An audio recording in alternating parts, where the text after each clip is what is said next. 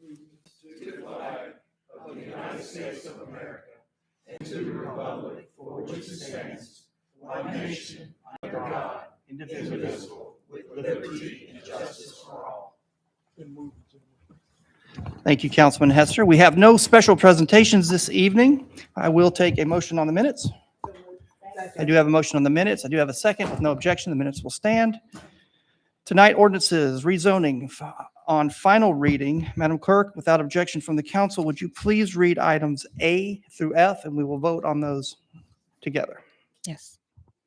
Item A, an ordinance to amend Chattanooga City Code Part 2, Chapter 38 zoning ordinance so as to rezone properties located at 6860 and 6874 Standard Gap Road from R1 residential zone to RTZ residential townhouse zero lot line zone, subject to certain conditions.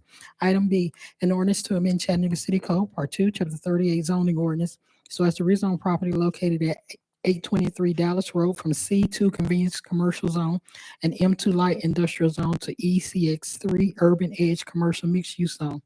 Item C, an ordinance to amend Chattanooga City Code Part 2, Chapter 38 zoning ordinance so as to rezone property located at 2730 Cannon Avenue and 4 unaddressed properties in the 2700 block of Cannon Avenue from R1 residential zone to RTZ residential townhouse zero lot line zone, subject to certain conditions. Item D, an ordinance to amend Chattanooga City Code Part 2, Chapter 38 zoning ordinance, Article 5, zone regulations, Division 15, C3 Central Business District by deleting in entirety Division 15A, applicable C3 standards for properties rezoned to C3 after July 13, 2021. Item E, an ordinance to amend Chattanooga City Code Part 2, Chapter 38 zoning ordinance, Article 5, zone regulations, Division 14, UGC Urban General Commercial Zone, Section 38208, building height and mass. Section 38212, auto-oriented uses. Section 38213, appeals from the Chattanooga-Hamilton County Regional Planning Commission. And Division 16, C4 Planned Commerce Center zones. Section 38253, maximum building height deviation. Item F, an ordinance to amend Chattanooga City Code Part 2, Chapter 38 zoning ordinance. Article 4, general regulations, to delete in its entirety Section 3832, lot size, lot frontage, setback not to be reduced, exception renumbering the sections appropriately. Thank you, Madam Clerk. Dr. Burrs, do you have a motion to approve? I do have a second. Questions, comments before we vote? All those in favor say aye. Opposed? Items A through F carry. Under police, Madam Clerk, item G. An ordinance amending Chattanooga City Code Part 2, Chapter 16, Article 4, Section 1666, Section 1661D and 1661E, Section 1663, Section 1664 through 1664G, and Section 1666 relating to the Police Advisor and Review Committee. Councilman Henderson. Move approval. Do you have a motion to approve? I do have a second. Questions, comments before we vote? All those in favor say aye. Opposed? Motion carries. Madam Clerk, under ordinances, first reading, planning, item A, please. An ordinance to amend Chattanooga City Code Part 2, Chapter 38 zoning ordinance so as to rezone part of a property located at 1200 Judd Road from M1 manufacturing zone to C3 central business zone, subject to certain conditions. Is the applicant present? Is there any opposition present? Councilwoman Knoll, I have an applicant. I have no opposition. If you'll hit your light. Thank you, Mr. Chair. Met with the applicant and some of the constituents, and we had a tour of the site and a conversation, and there was no issues, so I moved to approve. Do you have a motion to approve item A with a second? Questions, comments before we vote? All those in favor say aye. Opposed? Item carries. Before we move on, would you like your time for a presentation, considering the item was moved for approval?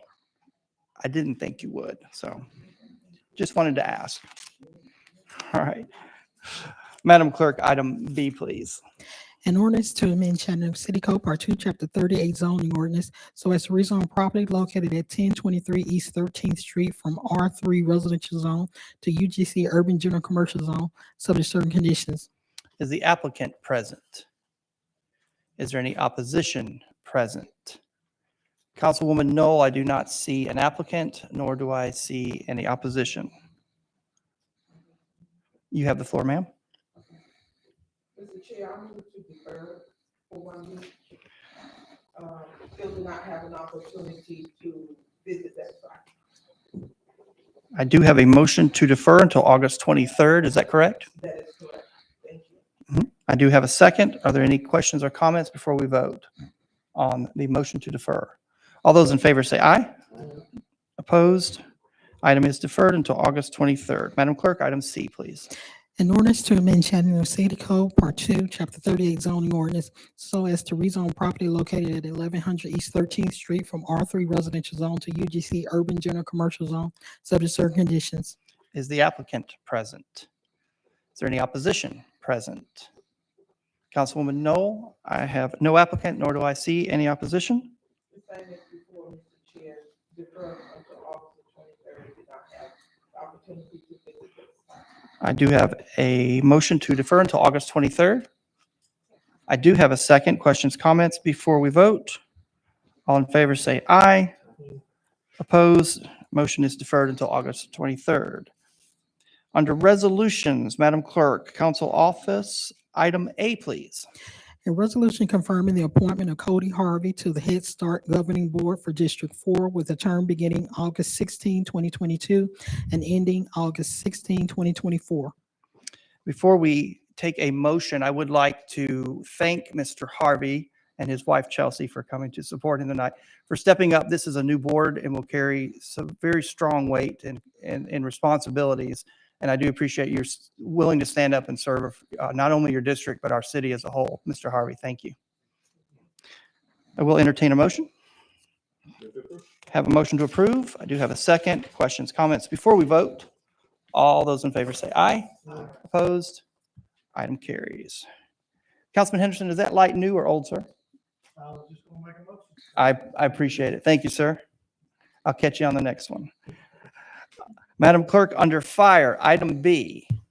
A resolution authorizing the Chattanooga Fire Department to accept $1.5 million from Hamilton County to be received into the Regional Training Center Capital Fund to be matched with additional fiscal year 2024 city funding toward the completion of construction of a fire training tower on the Chattanooga Fire and Police Training Center site. Councilman Smith, followed by Councilman Henderson, please. Do you have a motion to approve? Do you have a second? Questions, comments before we vote? All those in favor say aye. Opposed? Item carries. Human Resources, item C, Madam Clerk. A resolution authorizing the Chief Human Resources Officer to enter into an agreement with 22nd Century Technologies, Inc. for temporary employment services for a 4-year blanket contract with an estimated annual expenditure of $2 million.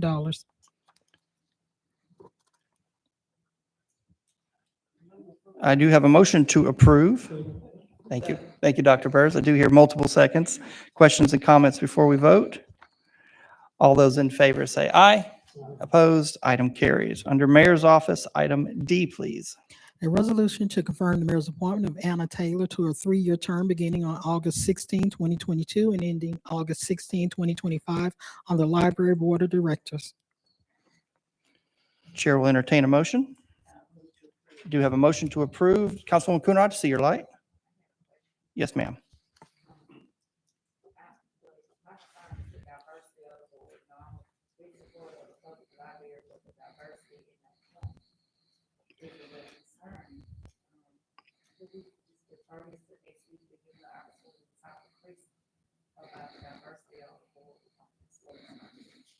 Well, that would be, we do have a motion on the floor. We do not have a second.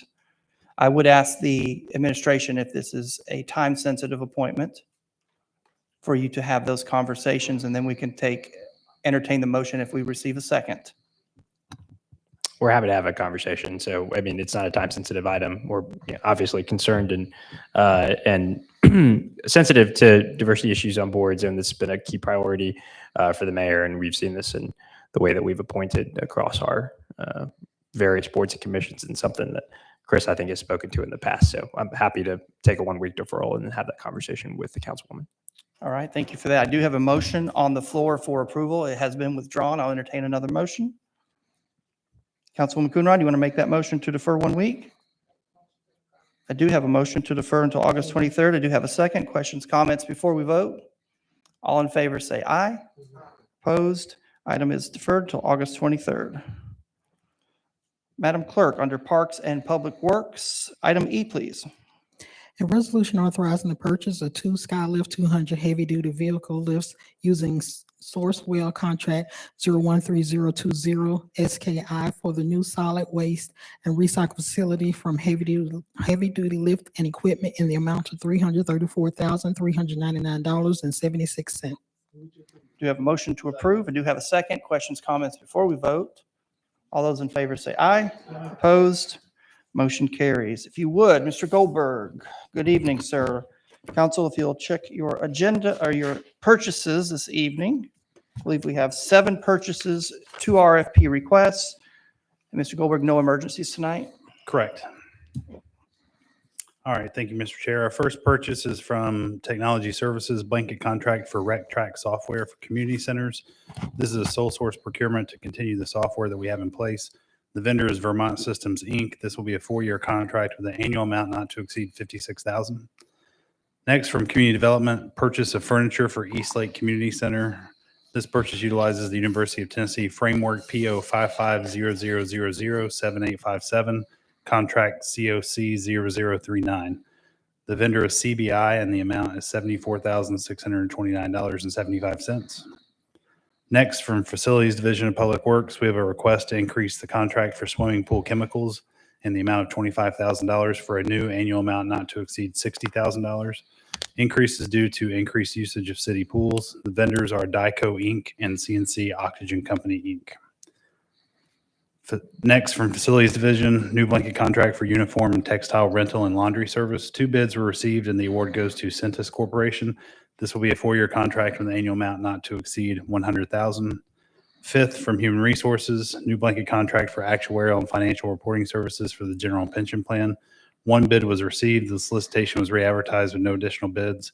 The award goes to Kavanaugh McDonald Consulting. This will be a 4-year contract with an amount not to exceed $50,000 per year.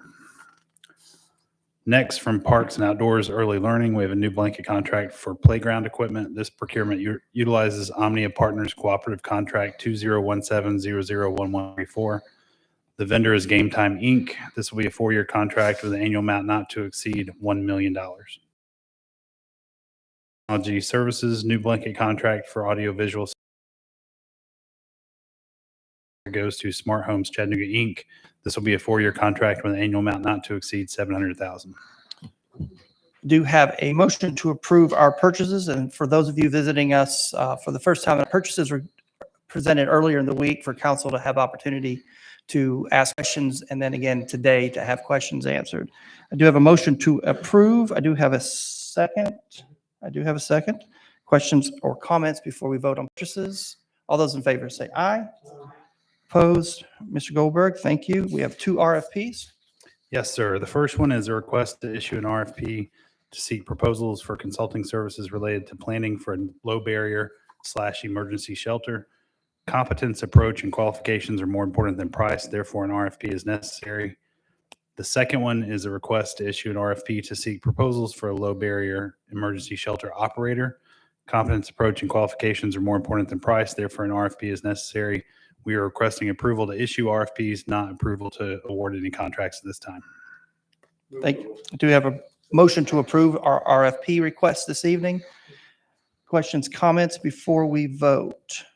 All those in favor say aye. Opposed? RFPs are approved. Thank you, Mr. Goldberg. Thank you. We'll move into committee reports this evening. We'll start with Councilman Henderson this evening. Councilman Smith? Councilman Hester? Councilwoman Coonrod? Thank you, Chair. Today, Jermaine presented on workforce development. And also, Chair, I'd like to take the opportunity to introduce Quentin Lawrence, who's now our Director of Workforce Strategy. Welcome to the Where is Quentin? Quentin. There he is. Welcome, sir. Thank you. Councilwoman Knoll? Dr. Burrs? Thank you. And before we move into recognition of persons wishing to address council, I'd like to announce a public hearing on August 23rd for the Area 11 East Brainerd Plan. The council spoke this afternoon at our 3:30 session, and we have determined that 30 minutes will be allotted for the Area 11 public hearing, with each person having 3 minutes to speak on the Area 11 plan. Mr. Attorney, does that require, or does that fulfill our requirement for notice? That fulfills your requirement because this is a public meeting and the public is invited. Yes. The public is invited. Thank you, sir. All right, moving into the portion of our meeting where we welcome you to address council. If there's anyone who would like to address council this evening, please make your way to the podium. You'll have 3 minutes.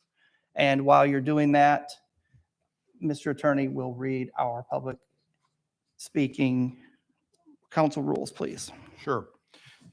At the end of every council meeting, the chair will recognize members of the public who wish to address the council. Here's your rules. Each speaker wishing to address the council has to come up to the microphone that's provided in the front for that purpose. No person can have more than 3 minutes to speak.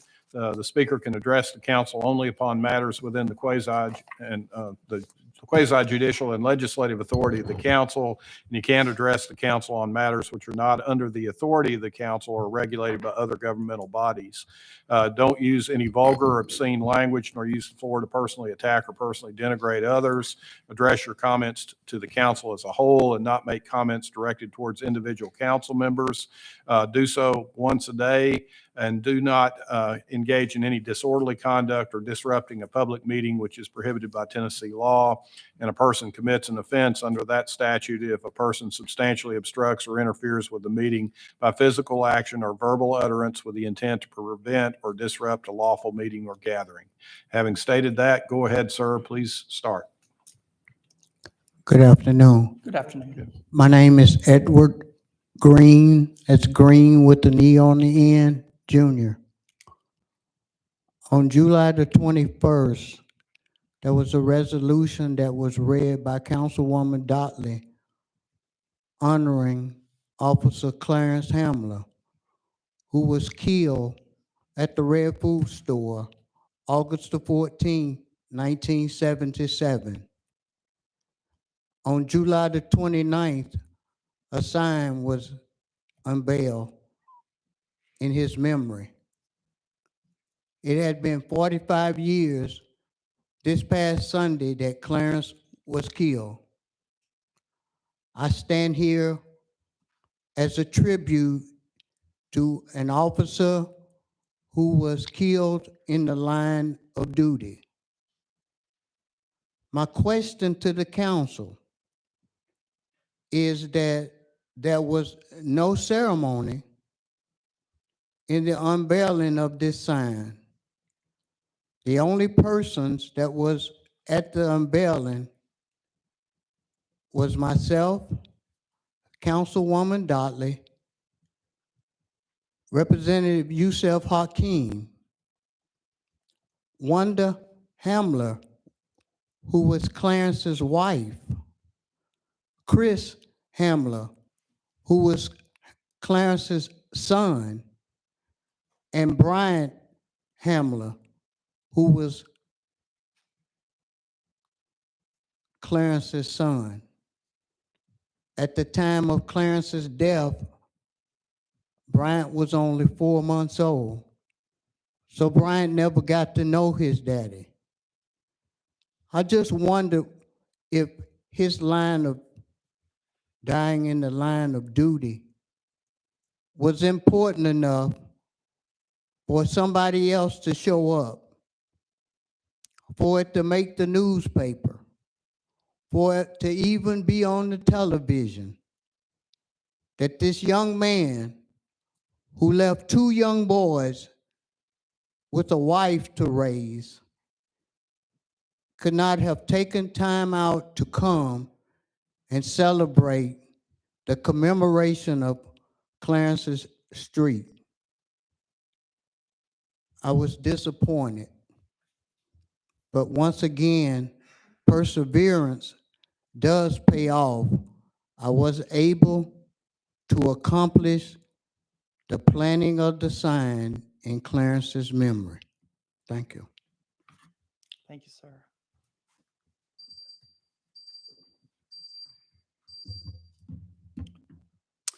Good evening, members of the council. My name is Reverend Brandon Gilvin, and I serve as senior minister at First Christian Church here in Chattanooga. I'm here because I'm sure all of you have seen in the news and in social media and kind of around the edges of our community conversation about a number of asylum seekers who have made their way to Chattanooga as they are being processed and moved around the country. As a faith leader, as a pastor in this community, one of the things I like to do is to ask the folks that I serve with questions. And the questions that I think that we need to ask as a community are these two. Who are we and who do we want to be?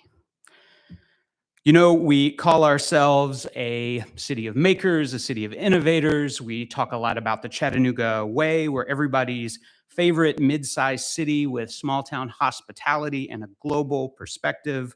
We have a diverse array of faith communities, all the way from holiness to Hindu. And we're also a city that has welcomed refugees over the decades from Vietnam, from Ukraine, from the Congo, and from Afghanistan. And that's often been led by our faith communities. And we have, through that work, become a community of welcome. So in asking the question, what are we going to become? I hope that we can say, first of all, that we have not just found ourselves with a logistical issue to respond to, but a moral issue to respond to. We can be that thing that we have claimed for a long time, a city of welcome, a city that welcomes the stranger, a city that helps those who are on their way to somewhere else or are going to be here for a while their cases are adjudicated, to find dignity, to find the services that they need, and above all, to find hope.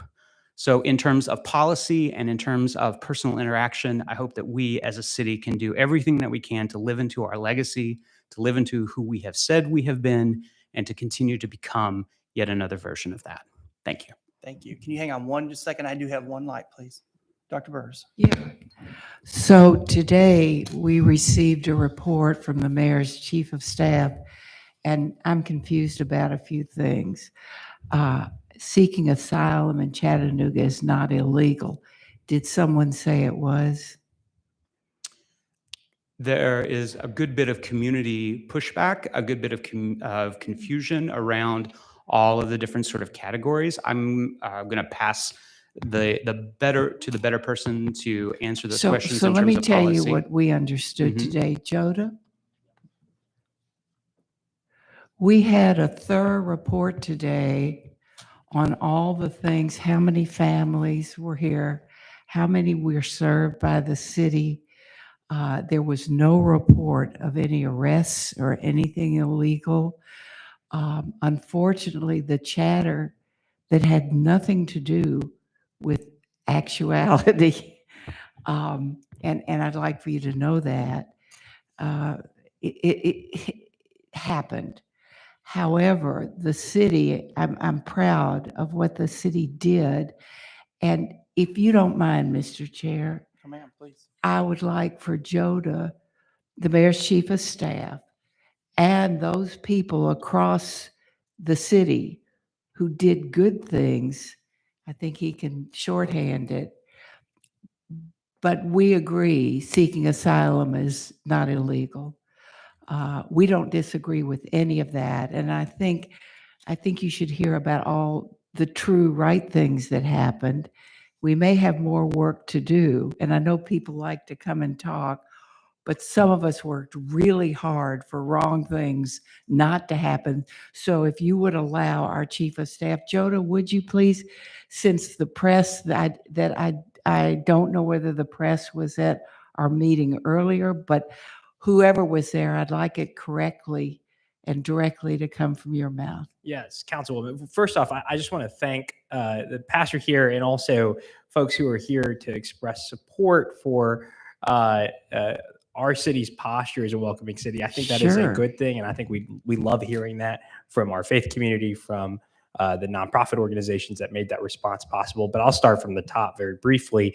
While we had heard rumors for the past couple of weeks that there were charter buses stopping in Chattanooga with migrants. We were not able to get to the bottom of that exact question until late last week, and we were able to get in contact with a charter bus company that was actually dropping folks off here, and they were coming from the state of Texas, and they were headed to the East Coast, and we were really a stopping off point. That all of the folks that were traveling from Texas to the East Coast and then either stopping off in Chattanooga or getting off in Chattanooga and heading elsewhere are folks that were following the process of asylum, fleeing truly, in many cases, awful circumstances, very difficult journeys that involved 6, 7, 8 months of walking, plus a 17-hour bus ride. And so the city of Chattanooga, in partnership with organizations like La Paz, like the Tennessee Immigrant and Refugee Rights Coalition, like the Faith Community and others, and as well as our Office of New Americans, including our brand new Director of New Americans, Isai Navarro, as well as our Administrator of Equity and Community Engagement, Tamara Stewart. There were a lot of people that were involved in a very short period of time working to set up a multi-agency response to respond compassionately. And our heart is very full. And the mayor expressed this today, that we were able to respond competently, but also compassionately to people who desperately needed some help. And we're really quite grateful for your partnership throughout the weekend. As we kept you all informed in the process, we were in touch with everybody from FEMA to the White House to the Department of Homeland Security to make sure we fully understood the situation. The situation has since, as far as we know, for that particular charter bus company, resolved itself, as the Chattanooga is no longer on the route, which is not necessarily something we requested, but the state of Texas will choose the route they will choose. But if they come to the city of Chattanooga, and if any refugee comes to the city of Chattanooga, they will be met with welcome, and we will have the partnerships. And we're fortunate and grateful to have the nonprofit organizations as well as a broad community to support a welcoming response, and that will continue to be true in the future. Thank you. The faith-based community has been fantastic in helping. Joda, do you know of any situations where anyone was treated without compassion? I don't. So if y'all know things, that the city worked really hard, and I don't know that we treated people, whether they were papered or not, any differently. So if you do know of some bad stuff that happened, I guess we should know about it. Sure. And please hear this twofold. It's not an accusation, but as a push for the entire city, our leadership, all of our citizenry, to do the right thing that you have in fact named, that Joda has described. And that our hope is that we can continue to get as much correct information out there and continue to call upon all of Chattanooga to respond in the way that we have been called to respond. So I appreciate those bits of facts. And please know that when you hear the faith community and the activist community push, that's part of our partnership with you all as the city, is to name those moral issues and to continue to push, whether that's the direction the city is going or not. So thank you. Well, it is the direction the city is going. We have a new officer of New Americans, and we appreciate all your support. Thank you. Thank you, Mr. Chair. Yes, ma'am. Good evening. All right, thank you. And again, thank you for the time to speak to this afternoon. So my name is Judith Clorjune. I am the Campaigns and Advocacy Director for the Tennessee Immigrant and Refugee Rights Coalition. And again, really wanting to add my voice to what's already been said, to commend the city on the response that we have seen, and also you all for your support. There are so many others actually on the ground right now who wanted to be here tonight, such as La Paz and others who are not able to because they're still assisting families.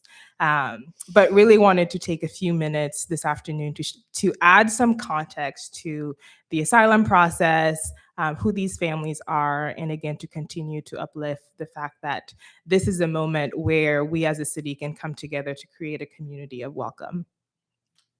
And so from what we know, is that asylum is a legal form of protection that can be granted to foreign nationals already in the United States or arriving at the border who meet the international law definition of a refugee, meaning that they have past experience of persecution or a well-founded fear of persecution.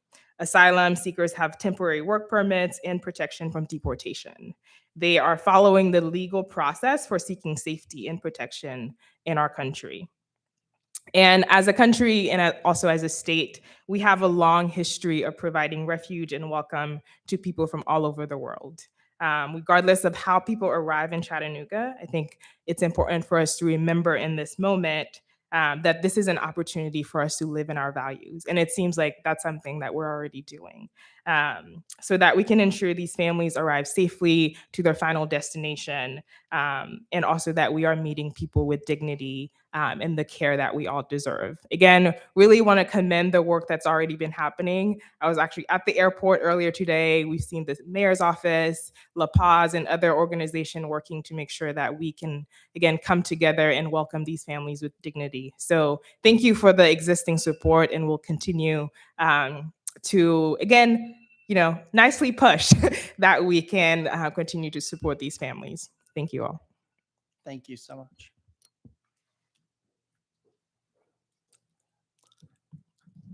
Good evening. Evening, sir. My name is Reverend Dr. Richard Waldrop. Thank you so much for allowing us to say a few words about this issue of asylum seekers coming our way. This is a very important issue in my life and in the life of my wife. We have two daughters adopted from Central America, which is where many of these folks, these asylum seekers, come from. Not all of them. There are many others from Haiti and Colombia and other places, but one of our daughters was actually born in a refugee village in Honduras along the river, dividing Honduras from Nicaragua. And we came back to the U.S. from a tour of duty in Central America back in 1994. And all I want to say is that I have no doubts about your good wishes for asylum seekers here, but I think it does need to be said that there are people in our community and in Tennessee that do have some pretty bad attitudes toward asylum seekers. Our own daughter, who served as a waiter or waitress at Olive Garden, was approached by one of the customers and was told that she should go back to the country where she came from. You can imagine how that made her feel. On the other hand, I spend a lot of my time as the director of a very small local nonprofit. I spend a lot of my time on the border between Mexico and the United States. Just 2 weeks ago, I was in 2 huge refugee camps in Reynosa, Mexico, and I am constantly in contact with the human drama and trauma that's taking place south of our borders in countries like Guatemala, where we lived for many years, in Honduras. Our nonprofit has served as sponsors for families seeking asylum, and we have helped to relocate them to this area and help them to get established. And I can tell you that they're making some very fine residents of this part of the country. We get them here, we just help them get set up just for a couple of months. They get out and they find jobs, they go to work. You talk about family values. You talk about a good work ethic. And so I hope that you will do everything that you can do to make sure that asylum seekers are well received. And I was just thinking a minute ago that, you know, there are some cities in the United States of America that call themselves welcoming cities. Dr. Walker, your Um, time's been up for a little I don't while, know but if I really Chattanooga- appreciate what you have to say I to don't us know if tonight. Chattanooga is one of those. I know Yeah. San Francisco, San Antonio, some others. Wouldn't it be wonderful if Chattanooga would proclaim itself to be officially a sanctuary city, or at least a welcoming city for asylum seekers and refugees? Thank you very much. Thank you, sir. Thank you very much. Good evening, sir. Hi, good afternoon. My name is John Yoon. I'm a resident of Chattanooga and a registered voter here. I also wanted to speak about the news of the asylum seekers that y'all have been hearing about. Just as personally as an immigrant myself, my family's from Korea. I just felt like it was important to speak out as an immigrant on behalf of immigrant issues. And I just hope the council and y'all help support creating a welcome community in Chattanooga. And it's one of the reasons why I chose to move here from Georgia. Of all the cities I could pick, I picked Chattanooga. I don't know if there's concerns of I don't know the particular concerns of why these asylum seekers were dropped off here, but I just wanted to remind people that I have plenty of friends who were asylum seekers or refugees, and they've all become productive members of society. They become doctors, engineers, lawyers. I'm a lawyer myself, and a business owner. And I just hope y'all continue to remember these are all generally good people, and they're here to just seek out the American dream, just like the rest of us. Thank you. Thank you.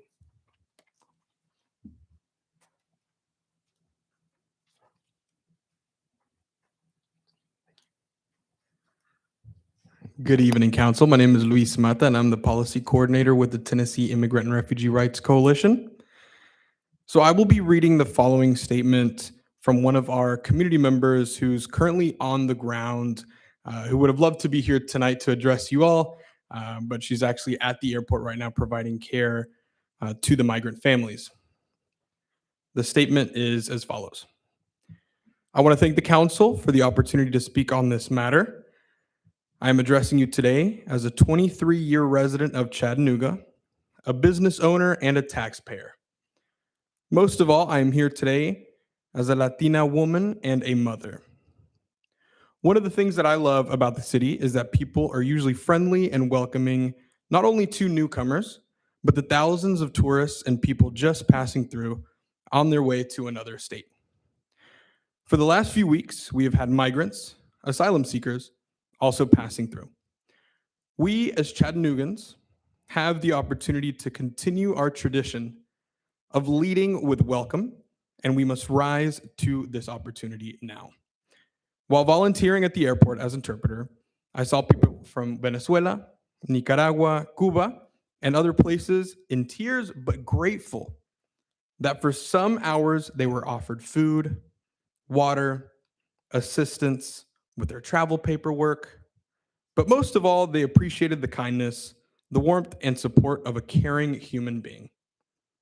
We received them with respect. We received them with dignity. It was our role as Chattanoogans to assist and welcome them, and I cannot say how powerful it was to see their gratitude as they went through our airport security and to the airplane that would take them from Chattanooga and to their final destination. I felt proud that I played a role in this moment of their journey. I felt grateful that as a resident of the city of Chattanooga, I played my part in offering these individuals safety and leading with dignity and respect. I could only think of the parable of the Good Samaritan that shows that kindness and doing the right thing can transcend fears, prejudice, and hate. I hope that whatever decision or proactive action is made, it will be made on the side of kindness, leading with our values and welcome. Thank you. Thank you.